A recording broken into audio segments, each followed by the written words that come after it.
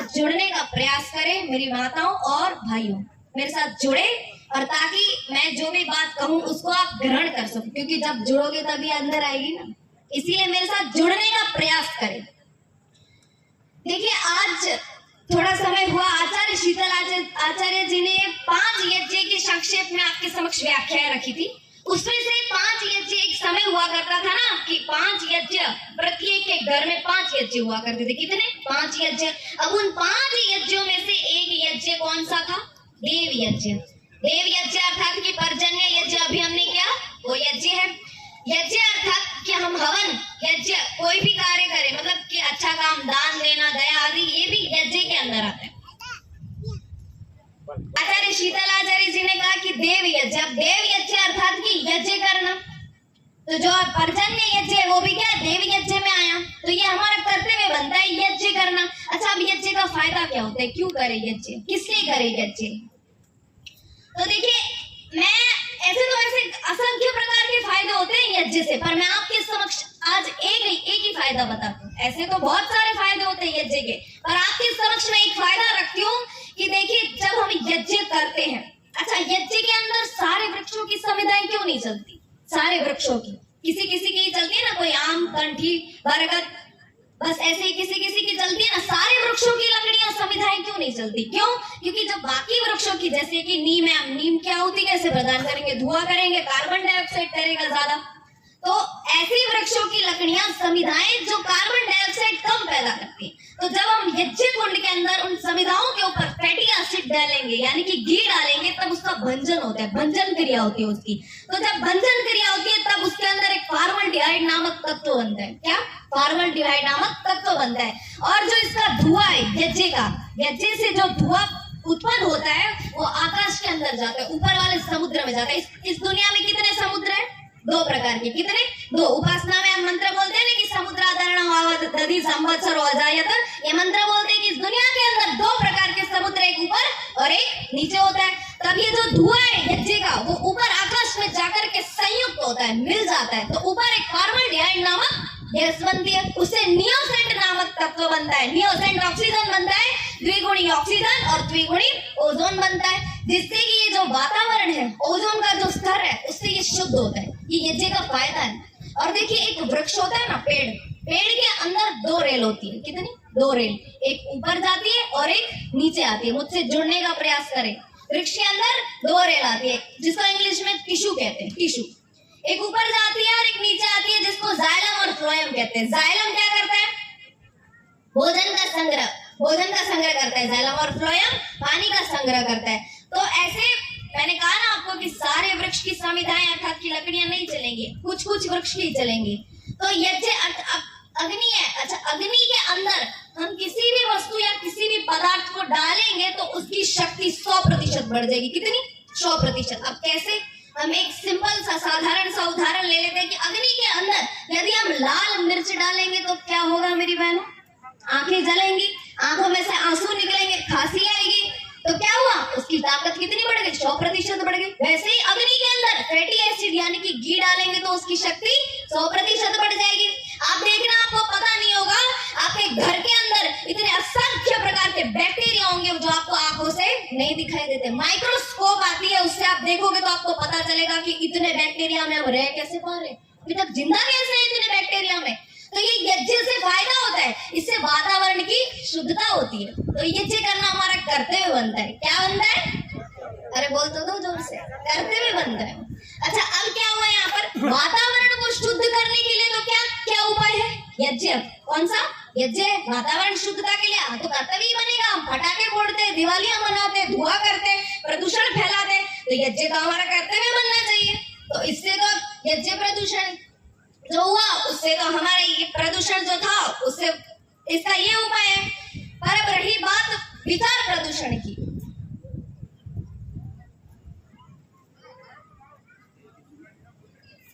अब वातावरण के लिए तो यज्ञ उपाय, अब विचार के प्रदूषण का क्या उपाय होगा? क्या होगा विचार के उसके लिए उपाय? देखिए, आज विशेष करके झगड़ा जमीन जायदाद पर नहीं होता, बल्कि विचारों पर होता है। किस पर? विचारों पर होता है। क्यों? क्योंकि लोगों ने तथाकथित लोगों की पुस्तकों को पढ़ना, अरे बोल तो दो, प्रारंभ कर दिया है। यदि ईश्वर फिर तो वेदों को पढ़ा होता तो आपको ये झगड़े देखने को और सुनने को बोल दो नहीं मिलते।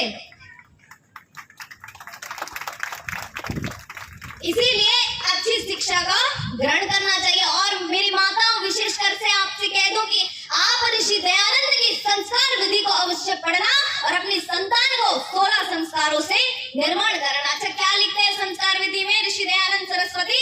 16 संस्कार में ऋषि दयानंद सरस्वती कहते हैं क्या कि गर्भ से लेकर के 5 वर्ष तक संतान का निर्माण बड़े ही प्यार से करे। कैसे करे मेरी माताओं? प्यार से, प्रेम पूर्वक करे। 5 से लेकर के 8 वर्ष तक संतान का निर्माण कठोर अनुशासन और फटकार से करे।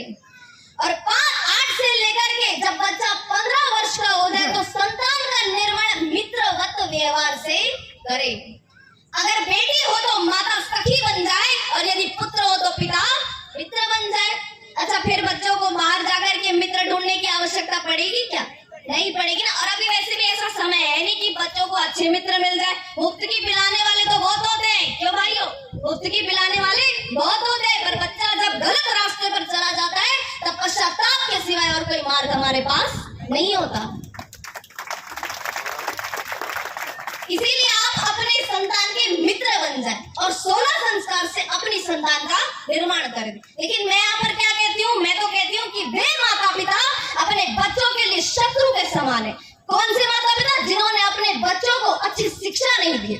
और इसी कारण से अनपढ़ बालक विद्वानों के समूह में इसी प्रकार से अपमानित होता है जिस प्रकार से हंसों के झुंड में एक बगुले की स्थिति होती है।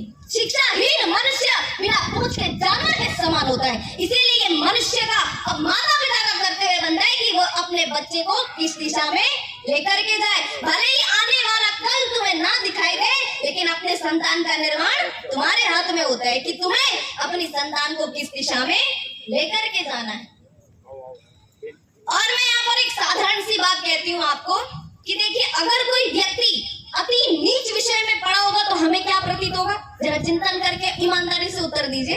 अगर कोई व्यक्ति अति नीच विषय में पढ़ा होगा तो हमें प्रतीत होगा क्या? कि वो व्यक्ति नीच है, ये प्रतीत होगा ना। अच्छा, आप मुझे ये बताइए कि हमें ये प्रतीत क्यों हुआ कि वो व्यक्ति क्या है? नीच है। ऐसा प्रतीत क्यों हुआ? क्यों? क्योंकि जिस नीचता के स्तर पर वो व्यक्ति खड़ा है उस स्तर से हम थोड़ा ऊपर है। परंतु याद रखना कि किंतु परंतु ऐसा होता है ना कि भाई साहब सब्जी तो बड़ी टेस्टी बनाई है, लेकिन हो गया मतलब बुराइयां शुरू हो गई, कुछ तो गड़बड़ है। मैंने क्या कहा आपको कि यदि हमने कहा ना कि नीचता के स्तर पर कोई खड़ा है तो हमें नीचता क्या प्रतीत क्यों हुआ? क्योंकि जिस स्तर पे वो खड़ा है उस स्तर से हम थोड़ा ऊपर है। लेकिन याद रखना, मनुष्य के स्तर में भले उस व्यक्ति से तो हम ऊपर है, लेकिन मनुष्य की तुलना में तो हम ऐसे कई सज्जन और कई विद्वान पुरुष से तो नीच की श्रेणी में ही आते हैं। इसीलिए मैं तो कहती हूँ क्या कि विद्या नरस्य रूपम प्रच्छन्न गुप्तम धनम विद्या भोग करी यशः सुखकारी गुरुणा गुरु। की विद्या ही मनुष्य का सर्वोत्तम और सर्वश्रेष्ठ रूप है। विद्या मनुष्य का छिपा हुआ और सुरक्षित धन है। विद्या ही मनुष्य को समाज के अंदर भोग अर्थात सुख की प्राप्ति कराती है। विद्या से ही मनुष्य का भय दूर जाता है, यश की प्राप्ति होती है और सुख की प्राप्ति होती है। इसीलिए विद्या सर्वोत्तम गुरुओं की भी गुरु है। इसीलिए है मनुष्य, तो इस ब्रह्मांड के अंदर सबसे उत्तम योनि को प्राप्त हुआ, इसीलिए तू विद्या की उपासना अरे बोल तो दो करो। और उसके बाद क्या कहा है? अगर आपने विद्या को ग्रहण नहीं किया तो क्या होगा? क्या होगा? मत्स्य समुद्रस्य न गौरव जानाति गुरुणा पक्षान न जानाति यावत भक्ष्यान न भवति मनुष्य शरीरस्य मूलम न जानाति यावत मानव। अर्थात कि मछली को सागर का मूल्य तब पता चलता है जब वह बाहर पानी से बाहर तड़पती है। ऐसे ही गुरुड़ पक्षी को अपने पंखों की मूल्य, अपने पंखों की कीमत तब पता चलती है जब उसके विशाल पंख टूट जाते हैं। और इसी प्रकार से मनुष्य को अपने देह का, अपने शरीर का मूल्य तब पता चलता है जब वो अपंग, वृद्ध या फिर मृत्यु के सन्मुख आ जाता है। इसीलिए बुद्धिमान तो वही होता है जो परमात्मा से जो कुछ भी मिला है उसका मूल्य समझकर परमात्मा का हृदय पूर्वक धन्यवाद करता है और इस समाज के अंदर उत्तम आचरण करके इस समाज को सुशोभित करता है। वही बुद्धिमान होता है। अच्छा, आजकल परिवर्तन देखने को क्यों नहीं मिला? आप ध्यान नहीं रख रहा। मैं आपको भटकने का ही नहीं दूंगी, एकदम मुझसे ही जुड़ने का प्रयास करें। आप मुझे बुलाया है, मैं रुकी हूँ यहाँ पर, तो अपना काम तो मैं पूरा करके ही जाऊंगी, इसलिए थोड़ा मुझसे जुड़े।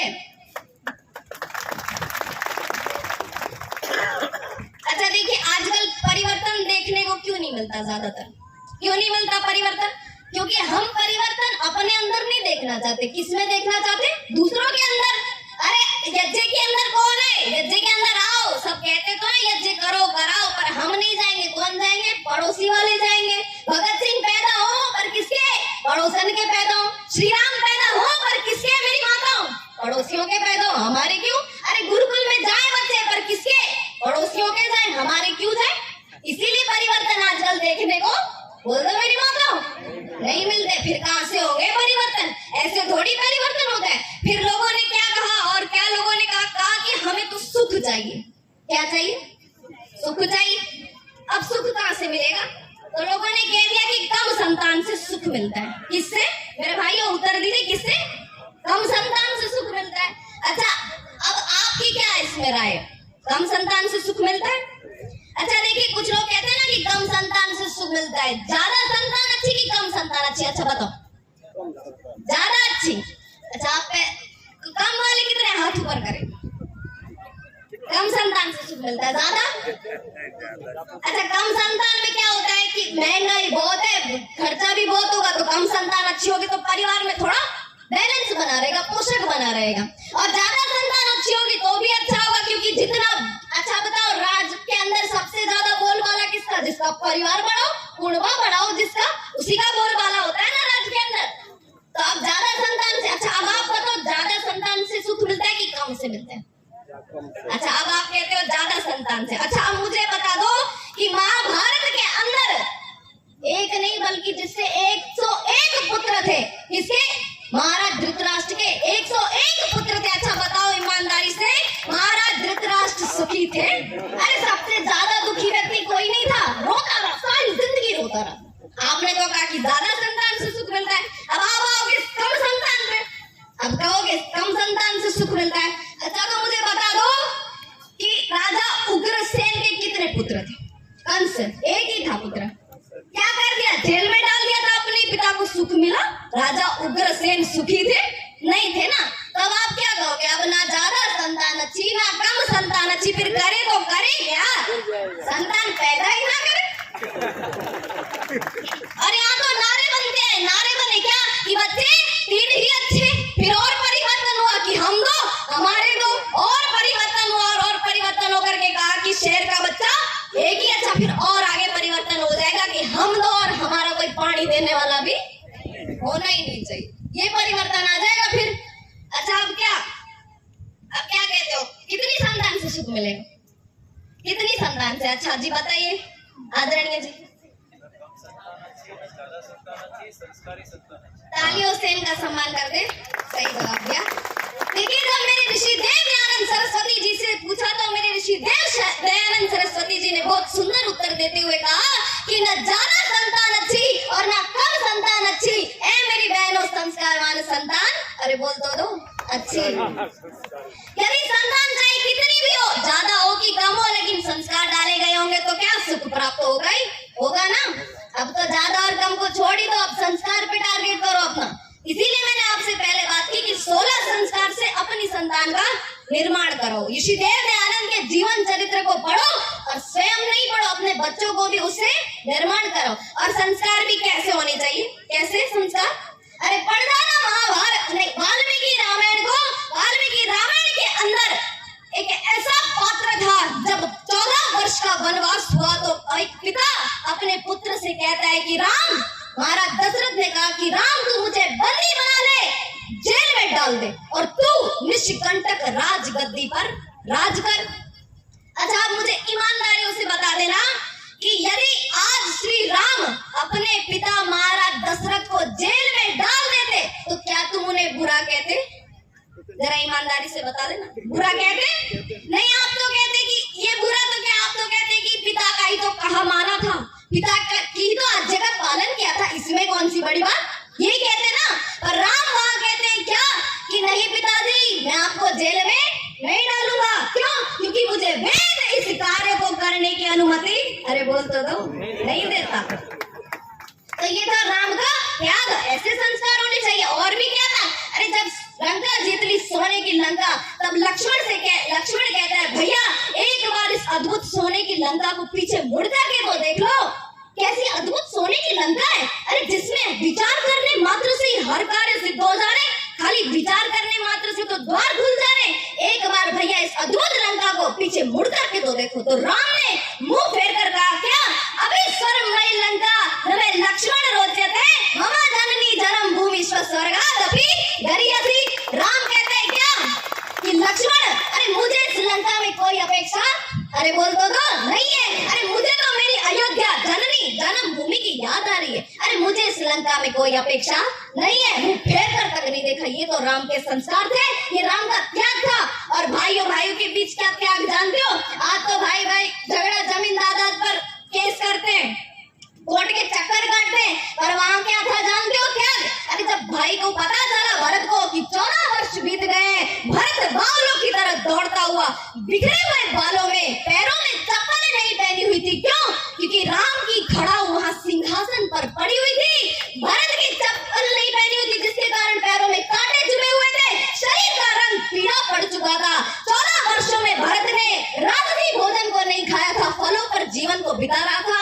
ए आर्यो जरा कल्पना तो करके देख लेना, क्या राम और भरत जैसा त्याग और समर्पण स्वतः ही प्रकट हो जाता है, स्वतः ही प्रकट होता है क्या ऐसा त्याग और समर्पण। अरे इसके लिए तो माता और पिता दोनों को परिश्रम करना पड़ता है, मेहनत करनी पड़ती है। क्या करना पड़ता है मेरी बहनों, परिश्रम मेहनत करना पड़ता है। लेकिन आज फिर बता दो बेटा भगत सिंह पैदा होगा कि हरि सिंह, अरे फिर तो हरि सिंह ही पैदा होंगे, शायद भगत सिंह पैदा होने वाले नहीं है। धन्यवाद।